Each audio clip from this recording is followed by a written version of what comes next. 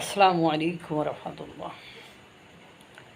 আমজনতার তারেক, আমজনতা দলের তারেক পিনাকির শীর্ষ এ এত সত্য কথা কয় কি তা করে? কী দরকার ছিল ভাই তোমার এই ঈদের পরে, এই ঈদে আগে বা ঈদের দিন সংঘটিত এই ঘটনা সত্য বলে দেওয়ার?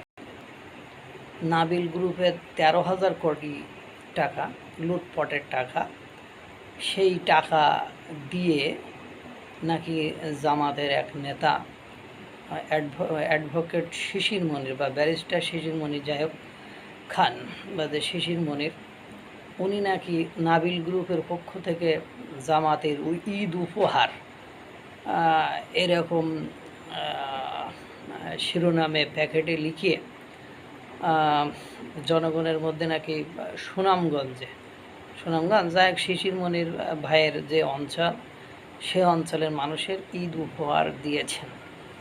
আর এটা আবার অ্যাডভোকেট শিশির মনিরের পক্ষ থেকে দেওয়া হয়েছে। এখন ঘটনা এটা নিয়ে আমজনতা তারেক সে প্রকাশ করে দিয়েছে, একটু আগে রিপোর্টটা দেখলাম। এটা নিয়ে জামাত শিবিরের লোকজন, যাদেরকে আমজনতা দলের তারেক বড়বাহিনী বলে, এই বড়বাহিনী আমার কথা নয়, ওর কথাই আমি বলছি যে বড়বাহিনী বলে, এই বড়বাহিনী নাকি তো বলছে তোর কি, তোর বাপের কি, তোর বাপের টাকা দিছে, এটা জামাতে আল্লাহরা দেবে না তো অন্য লোকে দিবে, এই ইত্যাদি ইত্যাদি। আমজনতার দলের তারেকের বক্তব্য হলো এই টাকা তো জনগণের টাকা, যখন ইসলামী ব্যাংকের টাকা ছিল না তখন জনগণের টাকা ছাপায়ে তাদেরকে দিছে, ইত্যাদি ইত্যাদি ইত্যাদি। যাই হোক, এখন ঘটনা হলো বাংলাদেশের জামাত ইসলামী একটা ইসলামী দল, একটা ইসলামী সংগঠন, তারা বাংলাদেশ ইসলাম কায়েম করবে, তারা যদি একটু দিয়ে দিক ওদিক করে তাহলে এই তারেকের বলার কি দরকার? ভাই তুই ইনকিলাব জিন্দাবাদের লোক, তুই ভারত বিরোধী লোক, পাকিস্তানের পক্ষের লোক, তা তুই কেন এই কথা বলতে গেলি? জামাতের বিপক্ষে কেন তুই যাবি? তুই তো জামাত যাই করুক তুই জামাতের পক্ষে থাকবি, তুই তা না করলি কি?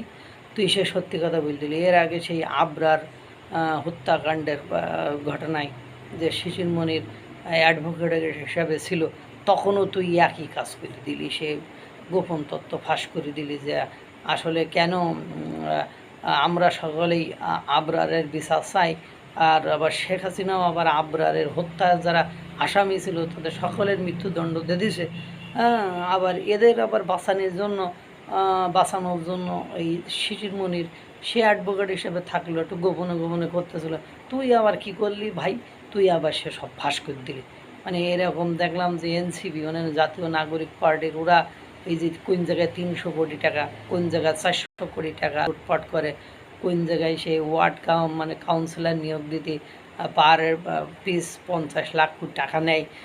মানে সে আসিফ মাহমুদ, ওদিকে ওয়াসাই নিয়োগ নিয়ে নাজমুল, তারপরে নুসরাত তাবাসসুম, এই সবই মনে করেন এই আমজনতার দল এই তারেকের কাছে থাকে। এই তারেকটা মনে করো জামাত আর হলো এই মানে এনসিপির একেবারে মনে করেন সবসময় বিরোধিতা করে। এটা ঠিক না বলো ভাই? আল্লাহ তাআলা সকলকে ভালো রাখুক, সুস্থ রাখুক। আসসালামু আলাইকুম ওয়া রাহমাতুল্লাহ।